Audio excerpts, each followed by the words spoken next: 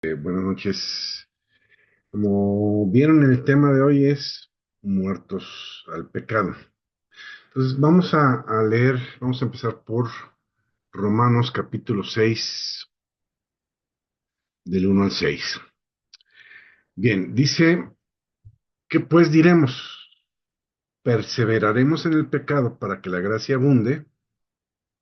En ninguna manera, porque los que hemos muerto al pecado, ¿cómo viviremos aún en él? Entonces aquí Pablo está diciendo que ya morimos al pecado.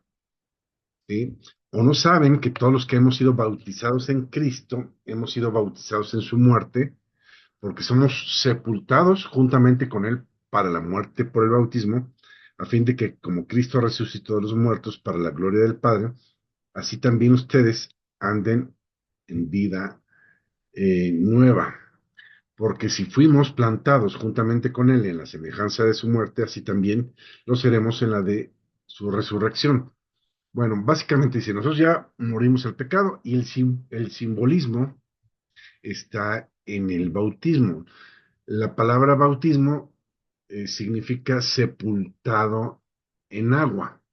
Entonces, lo que está diciendo es que somos sepultados en agua juntamente con Cristo para levantarnos a una vida nueva. Entonces, el simbolismo es morimos a nuestra vieja manera de vivir, a todas las cosas que hacíamos antes para vivir en una vida nueva, una vida de acuerdo a la palabra de Dios. No sé si se acuerdan de la parábola que está en Lucas 15:11, que es la parábola del hijo pródigo. ¿Se acuerdan que el hijo le dice, papá, dame la parte de la herencia que me corresponde? Y el papá les dio a ambos la herencia, nomás que el hijo menor fue, dice, a un lugar lejano. Esto me llama la atención. ¿Lejano para quién? Por ejemplo, tú puedes vivir lejos de donde yo vivo, y yo puedo decir, tú vives bien lejos. Y ahora tú dices, no, pues el que vive lejos eres tú. O sea, ¿cuál es la perspectiva para decir que algo queda lejos? Obviamente lejos de donde vivimos. Porque lo que para mí puede ser lejos, para ti no. Pero se refiere a lejos de casa.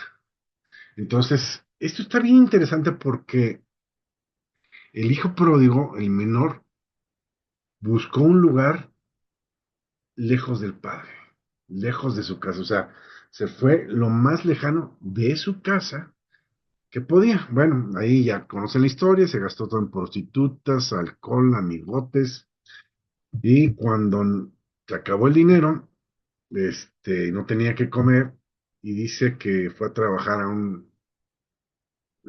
donde, un chiquero donde están los puercos. Dice que tenía tanta hambre que quería comer las algarrobas, lo que los puercos estaban comiendo, pero al final dice, bueno, volviendo en sí, dijo, ¿cuántos trabajadores en casa de mi padre tienen abundancia de pan y yo aquí me estoy muriendo de hambre? Dice, iré a mi padre y le diré, he pecado, o sea, reconoce su falta, he pecado contra el cielo y contra ti, no merezco ser llamado tu hijo. Y dice, nada más dame chamba, como cualquier otro jornalero, o sea, lo que quieres trabajar para poder subsistir. Y bueno, ya conocen la historia. El hijo pródigo regresa a casa, el papá lo ve, lo abraza, lo besa, y entonces hace fiesta. Y entonces le preguntan, ¿por qué haces fiesta? Porque mi hijo estaba muerto, pero ahora vive. Entonces, por eso hablamos de muertos al pecado. La gente que está lejos de Dios, está muerto para Dios, pero vivos para el pecado. Cuando reconocemos a Jesús como Señor y Salvador, entonces morimos al pecado y vivimos para Dios. ¿Sí? Así como el hijo pródigo, estábamos muertos y ahora eh, estamos en vida. Jesús dijo, el que cree en mí, aunque esté muerto, vivirá. Ok, vamos a otra cita ahí en Gálatas capítulo 5, verso 1, que tiene que ver esto con ya vivir de acuerdo a esta nueva manera de vida que recibimos de la palabra. no de acuerdo a la que vivimos o que nos enseñaron nuestros padres, porque dice Pedro que fuimos rescatados de la vana manera de vivir que recibimos de nuestros padres. Ahorita la vamos a leer. ¿Sí? Vamos entonces a Gálatas 5:1 dice, estén pues firmes en la libertad con la que Cristo les hizo libres y no estén otra vez sujetos al yugo de esclavitud. ¿Qué está diciendo? Cuando recibes a Jesús como Señor y Salvador, las cadenas son rotas, las cadenas del pecado, de la maldad, de la iniquidad, ¿sí? Todo queda sepultado. Y aquí nos dice Pablo, ya fuiste libre de todo eso, no te vayas otra vez al chiquero, no te vayas a revolcar otra vez con los puercos, no vayas otra vez, tú solito a ponerte ese yugo de esclavitud. Entonces, mantente alerta. Dice la Biblia, manténganse sobrios y atentos, porque nuestro adversario, el diablo, está buscando a quien devorar, está esperando a que tú le abras una puerta. Entonces, una manera de abrirle la puerta al enemigo, de abrirle la puerta al diablo, es a través del pecado. El pecado le abre la puerta al diablo. Jesús dijo, el que comete pecado, esclavo es del pecado. Nosotros hemos sido libertados, ya no somos esclavos del pecado, sino dice que venimos a ser esclavos de esta nueva forma de doctrina, o sea, básicamente de Dios. Ahora estamos para servir a Dios y no para servir al pecado. Miren, vamos a leer Segunda de Corintios 6:14. Segunda de Corintios 6, vamos a leer del 14 al 16. Y dice, no se unan en yugo desigual con el incrédulo, porque qué compañerismo tiene la justicia con la injusticia, y qué comunión la luz con las tinieblas, y qué concordia Cristo con Belial, o qué parte el creyente con el incrédulo, y qué acuerdo hay entre el templo de Dios y los ídolos, porque ustedes son el templo del Dios viviente. Como dijo, habitaré y andaré en ellos y seré su Dios y ellos serán para mí pueblo. ¿Qué está diciendo aquí? Bueno, empieza diciendo, no, no te unas en yugo desigual con el incrédulo. O sea, dice, no te cases con alguien que no tiene la misma fe que tú. ¿Por qué? Porque va a haber problemas, va a haber fricciones dentro del matrimonio. Nosotros hemos visto, hijo, muchas veces, muchas muchachas que son de la iglesia y de repente conocen a un muchacho pues que nada que ver. Y entonces, pues le dices, ¿sabes qué? Mira, no está bien, no te conviene porque formas de pensar diferente, eh, tienen una fe diferente, creen en diferentes cosas, puede haber problemas. Y las muchachas, no, yo lo convierto. Y entonces, pues sí, a lo mejor en algunos casos se ha dado, pero en la mayoría de los casos, pues es un viacrucis, porque, por ejemplo, cuando es la mujer la que es creyente y el marido no, hemos visto casos como que donde el marido quiere prohibirle a la mujer que estudie la Biblia o que vaya a los estudios de la Biblia. No, no vayas para allá y les prohíben. Y entonces viven pues en algunos casos hasta un infierno, ¿sí? ¿Por qué? Porque se unieron en yugo desigual. Si a veces es difícil teniendo la misma fe, porque de alguna manera también hay costumbres diferentes en los hogares, venimos con culturas diferentes, ella y yo, y todavía súmale diferentes creencias, pues esto se agrava aún más. Ok, fíjense, somos el templo de Dios, ¿verdad? Esto también lo vamos a confirmar ahí en Primera de Corintios, capítulo 6:12. Primera de Corintios 6, verso 12. Dice, todas las cosas me son permitidas, mas no todo me conviene. Todas las cosas me son permitidas, mas yo no me dejaré dominar de ninguno. Esto lo podemos ligar con Gálatas 5:1, de que no te esclavices otra vez a aquellas cosas que te hacían esclavo. O sea, en Cristo hemos sido libres, hemos sido libertados, y aquí dice, puedes hacer lo que se te dé la gana. Sí, efectivamente puedes hacer lo que se te dé la gana, pero no todo te conviene. ¿Qué quiere decir que no te conviene? Que todo lo que hagamos va a ser consecuencia. Antes había, a la desobediencia, había un castigo divino ligado. Ahorita el castigo divino ya está afuera, Dios ya no nos castiga, pero tu vida tiene consecuencias, tus actuar tiene consecuencias. Tú avientas una pelota en la pared y te va a rebotar. Eso es ciertísimo, ¿no? Y cuando tomamos malas decisiones, pues nos va a ir mal. Y no es que Dios te haya castigado, porque a veces hasta le echamos la culpa a Dios. Ya ves, Diosito te castigó. Inclusive gente que se ha caído, ya ves, te caíste, a los niños así, mucha gente así los educa, ¿no? Diosito te castigó, ¿no? Pues estaba corriendo, se descuidó y se cayó. Entonces, no es castigo divino. Entonces, es consecuencia de una, ¿cómo se llama? Mala decisión o, en este caso, pues, de no fijarse, ¿no? Si no te fijas, pues, obviamente vas a caer en el hoyo cuando estás caminando, si no ves por dónde vas. ¿Sí? Eso es normal, y no es castigo divino, es consecuencia de lo que tú estás haciendo. Todos nuestros actos tienen consecuencias, todo. Entonces, hay actos que se consideran pecados, pero dice la Biblia que Jesús es el Cordero de Dios que quita el pecado del mundo. O sea, el castigo por el pecado ya no nos lo imputa Dios, pero la consecuencia de mi acto me va a venir, no por parte de Dios ni por castigo de Dios. Simplemente, pues, aventé la pelota a la pared y me rebotó. Y no me puedo enojar con Dios porque me pegó la pelota cuando yo mismo la aventé. ¿Sí? Yo me acuerdo, yo estuve trabajando en una empresa joyera, una de las más grandes de Guadalajara, hace muchos años.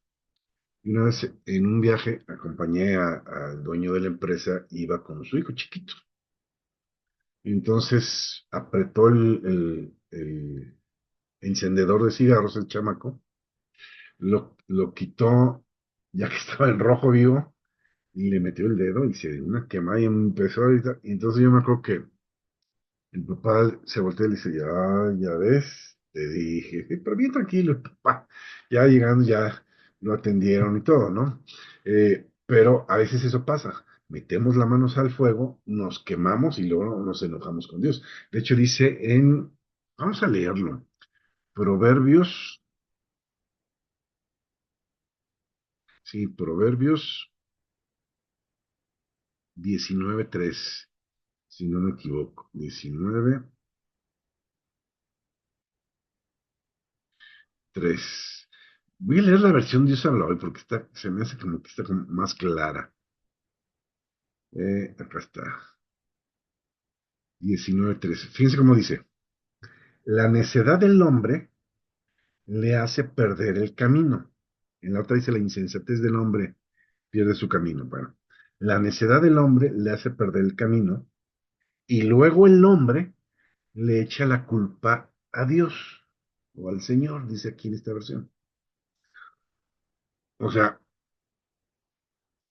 regamos el tepache y luego le echamos la culpa a Dios. Dios mío, ¿por qué me está pasando esto? Sí, también que la llevo yo, ¿no? En la vida, ¿no? Tomaste una mala decisión y te fue mal y no culpes a Dios. ¿Sí? Son tus malas decisiones. Vamos a seguir. Gálatas 5:16. ¿Sí? 5:16. Fíjense cómo dice, por lo tanto, bueno, voy a leer la versión, tenemos la Reina Valera 60, verso 16, dice, digo pues, anden en el espíritu y no satisfagan los deseos de la carne, porque el deseo de la carne es contra el del espíritu y el del espíritu es contra la carne. Y estos dos se oponen entre sí para que no hagas lo que te da la gana. O sea, bueno, dice aquí, para que no hagas lo que quieras, ¿sí? Pero si son guiados por el Espíritu, no están bajo la ley. Y manifiestas son las obras de la carne. Por si tienes dudas de cuáles son las obras de la carne, te las voy a decir.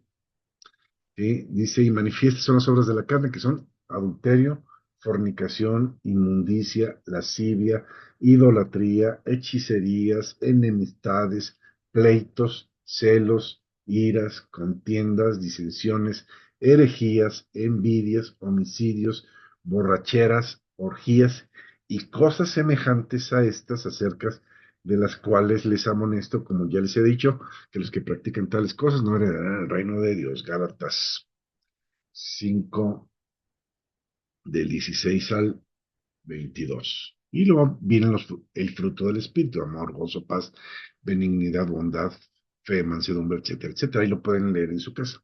Son frutos totalmente diferentes. Entonces, si andas metido en lo de la carne, y aquí lo dice, si vas tras las cosas de la carne, van a traer muerte a tu vida. No es que Dios te castigue, esas cosas te matan. Y el cigarro te mata, el alcohol te mata, todas las obras de la carne terminan por acabar con tu cuerpo, ¿sí? Y las obras del Espíritu vivifican tu cuerpo, ¿sí? Ok, seguimos adelante. Mm, Evangelio según San Juan 17-19. Creo que ya lo hemos leído por ahí. San Juan 17-19. Fíjense cómo dice, está hablando Jesús. De hecho, creo que ya lo hemos comentado. Este capítulo de Juan, el capítulo 17 de Juan, es el último capítulo antes del arresto de Jesús. O sea, esto se da después de lo que conocemos como la Santa Cena o la Última Cena que Jesús tuvo con sus discípulos.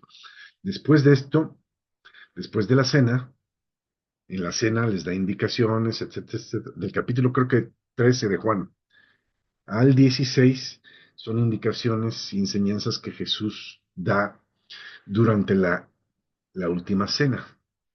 Y el capítulo 17 es terminando lo que es la última cena o la cena del Señor, es la oración que Jesús hace al Padre. Es una oración que Dios está haciendo. ¿Sí? Miren, voy a leer el 18. Y dice Jesús, como tú me enviaste al mundo, es una oración al Padre, así yo los he enviado al mundo. Verso 19. Y por ellos yo me santifico a mí mismo para que también ellos sean santificados en la verdad. Y en otra parte dice, tu palabra es la verdad. O sea, la palabra de Dios es la que nos santifica. Y lo que está diciendo aquí Jesús es que ya no lo vamos a hacer por nosotros, sino por los que vienen detrás de nosotros. Por ejemplo, si tienes hijos, a lo mejor dejaste de hacer algunas cosas que hacías para que tus hijos no las repitieran. Eso es, de alguna manera, apartarte o santificarte por alguien más. Y es lo que está diciendo Jesús por los demás. O sea, yo ya me voy. Y leímos ahorita en 1 Corintios, todo me es lícito, pero no todo me edifica. Entonces, aunque pudiera hacer todo, pues no todo es bueno de hacer. Entonces, por los demás, por mis hijos, por mi esposa, por la gente que me está viendo, por la gente que me está siguiendo, entonces, por ellos, yo me santifico. Les doy el ejemplo para que ellos también tomen ejemplo en mí. Pablo dijo, imítenme a mí de la manera que yo imito a Cristo. O sea, eso es algo que deberíamos de poder decir cada uno de nosotros. Imítenme a mí. Nos atrevemos porque sabemos que todavía le damos vuelo a la carne, pero a ese punto debemos de llegar cada uno de nosotros, ¿sí? Santificarnos por los demás, hacerlo, o dejar de hacer lo que no conviene. Fíjense, vamos a 1 Pedro Primera de Pedro, capítulo 1, vamos a leer del trece en adelante. Dice, por lo tanto, ciñan sus lomos de entendimiento. Hay gente que dice, no, es que Dios no quiere que entendamos, tú nada más obedece. Bueno, qué bueno que obedezcas, pero pues es más fácil obedecer cuando entiendes lo que estás haciendo. Si entiendes que algo te está haciendo daño, vas a dejar de hacerlo. Si entiendes que algo es bueno para ti, vas a buscar hacerlo. Entonces es bueno entender. Y entonces dice aquí el apóstol Pedro, ciñanse los lomos de su entendimiento, sean sobrios, o sea, estén atentos, eso significa ser sobrios, y esperen por completo la gracia que se les traerá cuando Jesucristo sea manifestado. Como hijos obedientes, no se conformen a los deseos que antes tenían cuando estaban en su ignorancia. ¿Sí? Antes lo hacíamos y no sabíamos ni por qué. Ahora ya sabemos que no debemos de hacer. Verso 15. Sino como aquel que les llamó es santo, sean también ustedes santos en toda su manera de vivir. O sea, que tu manera de vivir sea santa. Sabemos que la palabra santo significa apartado para Dios. Cuando recibo a Jesús como Señor y Salvador, ya soy santo. Pero ahora me toca apartarme a mí para Él, santificarme a mí para Dios. ¿Sí? Mi forma de vida tiene que ser apartada para Él. Verso 16. Porque escrito está, sean santos porque yo soy santo. Y se invocan por Padre aquel que sin acepción de personas juzga según la obra de cada uno, condúzcanse con temor todo el tiempo de su peregrinación, o sea, todo el tiempo que estén viviendo en esta tierra, que estamos peregrinando en esta tierra, vamos a estar de manera eh, no permanente, ¿sí? Como peregrinos y extranjeros, para al final llegar a la casa donde vamos a habitar por siempre, ¿sí? Juntamente con Dios. Verso 18. Sabiendo que fuimos rescatados, ¿sí? Sabiendo que fuimos rescatados de la vana manera de vivir la cual recibimos de nuestros padres.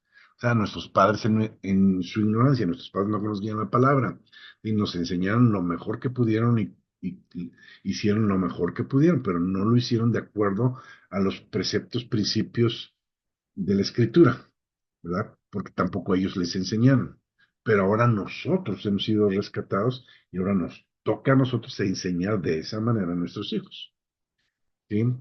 La cual recibimos de nuestros padres, no con cosas corruptibles como oro y plata, fuimos rescatados, no con oro y plata, sino que fuimos rescatados, verso 19, con la sangre preciosa de Cristo como de un cordero sin mancha y sin contaminación.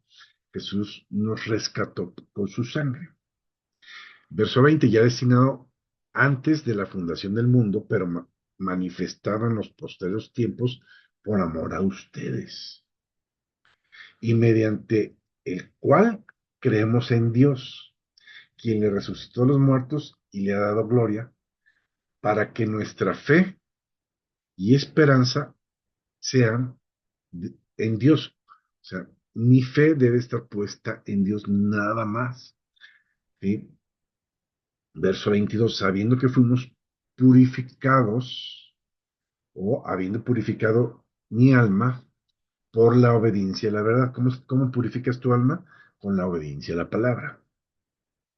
Mediante el Espíritu, para el amor fraternal no fingido, ámense los unos a los otros entrañablemente de corazón puro, siendo renacidos, o sea, cuando recibimos a Cristo, nacimos nuevamente, no de carne ni de sangre, sino por voluntad de hombre, dice en el Evangelio según San Juan 1:12 en adelante, dice que fuimos renacidos. Recuerdan que Jesús le dijo a Nicodemo, necesitas nacer de nuevo. Entonces fuimos renacidos, dice. No de simiente corrupta, sino incorruptible por la palabra de Dios que vive y permanece para siempre. De acuerdo a la palabra de Dios, hemos nosotros nacido de nuevo. Y esa simiente ha sido la palabra, es una simiente que no se corrompe, ¿sí? No como la simiente de la cual nosotros venimos y nacemos. Vamos ahí mismo, vamos al capítulo 4, capítulo 4, 2, 3, 4. Capítulo 4 de Pedro, primera de Pedro, del 3 al 5. Es como dice, baste ya el tiempo pasado de haber hecho lo que agrada a los gentiles. O sea, ya hicimos mucho tiempo lo que nos dio la gana y está diciendo, Pedro, ese tiempo que hiciste lo que se te dio la gana ya debió de haber sido suficiente. O sea, ya párale y vive de una manera diferente ahora en Cristo. Baste ya el tiempo pasado de haber hecho lo que agrada a los gentiles, andando en lascivias, concupiscencias, embriagueces, orgías, disipación y abominables idolatrías. A estos, o sea, a los incrédulos, les parece cosa extraña que ustedes no corran con ellos en el mismo desenfreno de disolución y te ultrajan, o sea, se les molesta que no vivamos como ellos y nos atacan porque no vivimos como ellos. Verso 5 dice, pero ellos darán cuenta al que está preparado para juzgar a los vivos y a los muertos. Dice, porque por esto también ha sido predicado el Evangelio a los muertos, para que sean juzgados en carne según los hombres, pero vivan en el Espíritu según Dios. Entonces, al final todo el mundo va a ser juzgado. Dice la Biblia que todos compareceremos al tribunal de Cristo, ¿sí? Ok. mm, Vamos a leer 1 Corintios 10:13. Es una cita que hemos mencionado mucho. 1 Corintios 10:13. Dice aquí, no te ha sobrevenido ninguna tentación que no sea humana. La palabra tentación en este versículo viene de una palabra griega, no sé muy bien la pronunciación, pero se escribe peraismos, que se traduce también como poner a prueba o disciplinar. Entonces, si agarramos una acepción diferente a la que pusieron aquí, quedaría, no te ha sobrevenido ninguna prueba que no sea humana, pero fiel es Dios que no te dejará ser probado más de lo que puedes resistir, sino que dará también juntamente con la prueba la salida o la vía de escape para que puedas soportar. Y siempre les he dicho, si estamos pasando por algo, es porque podemos con algo, ¿sí? Porque Dios no nos va a mandar algo que no podamos soportar. Pero dice aquí, juntamente con la prueba viene la vía de escape, la salida. Entonces, si nos enfocamos en el problema, jamás vamos a ver la salida. Entonces hay que eh, tomar calma, contar hasta 10 y orar al cielo y decir, Dios, muéstrame la salida. Y Dios, que es fiel, Dios que te escucha y Dios que contesta, mostrará la salida. ¿Sí? Eh, Santiago 1 del 12 al 15. Santiago 1 dice, bienaventurado el varón que soporta la tentación o la prueba, porque cuando haya resistido la prueba, fíjense, aquí, así dice literal, lo voy a leer como lo dice el literal, bienaventurado el varón que soporta la tentación, porque cuando haya resistido la prueba, recibirá la corona de vida que Dios ha prometido a los que le aman. Y tenemos que resistir, aguantar hasta el final. Cuando alguno sea tentado o probado, no diga que es tentado o probado de parte de Dios, porque Dios no puede ser tentado por el mal, ni él tienta a nadie, sino que cada uno de nosotros somos tentados cuando de nuestra propia concupiscencia o deseo carnal, cuando de acuerdo a nuestros propios deseos carnales, somos atraídos y seducidos. ¿Qué significa esto? Pues que no a todos nos gusta lo mismo. Hay gente que fuma. Yo no fumo. ¿Sí? A mí no me puedes tentar con un cigarro, a otros sí. A- Hay gente que tiene problemas con el alcohol. A mí no me puedes tentar con el alcohol. Yo tengo otras áreas. Porque todos tenemos alguna área eh, don- de, de concupiscencia, de deseo carnal. ¿Sí? Todos tenemos esas áreas, pero no son las mismas en cada uno. Cada uno sufre de manera diferente la tentación o la prueba. Y aquí lo que dice es, aprende a soportar, sométete a Dios, resiste al diablo y el diablo huirá de ti. ¿Sí? Ok. Eh, ya se me está yendo el tiempo. Eh, bien, vamos a leer Gálatas. mm, No, vamos a saltarnos. Lo que pasa es que sí, sí, el tiempo ya se nos vino encima. Vamos a Hebreos. Yo con esta cita terminamos. Hebreos capítulo 13, 20 y 21. Yo creo que esta palabra es una promesa preciosa para nosotros. Lo que está diciendo aquí es, ¿se acuerdan que les comenté ahorita la cita, la de eh, soporta la tentación, resiste al diablo, sométete a Dios, resiste al diablo y el diablo huirá. Pero primero tienes que someterte a Dios. Y cuando tú te sometes a Dios, Dios hace la obra en ti y a través de ti. Lo voy a leer, ya lo he leído otras veces, los que están constantemente en estos estudios ya conocen esta palabra. Dice, y el Dios de paz que resucitó de los muertos a nuestro Señor Jesucristo, el gran pastor de las ovejas, por la sangre del pacto eterno, nos haga aptos en toda buena obra. Él es el que me capacita para hacer las buenas obras, ¿sí? Para que yo haga su voluntad, dice aquí, haciendo Él, haciendo Dios en mí lo que a Él le agrada, lo que es agradable delante de Él por Jesucristo, al cual sea la gloria por los siglos de los siglos. Amén. O sea, Él pone el querer como el hacer. O sea, acércate a Dios y Dios va cambiando tu vida, va moldeando tu vida y va poniendo a ti el querer y también el hacer.